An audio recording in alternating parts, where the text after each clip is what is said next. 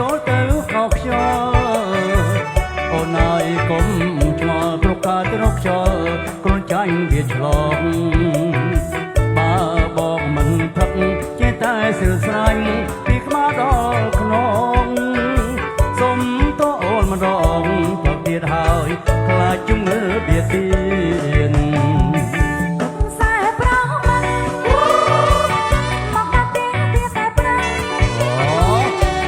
គេជុំពាក់បងមិនហ៊ានទីព្រោះខ្លាចគេអៀន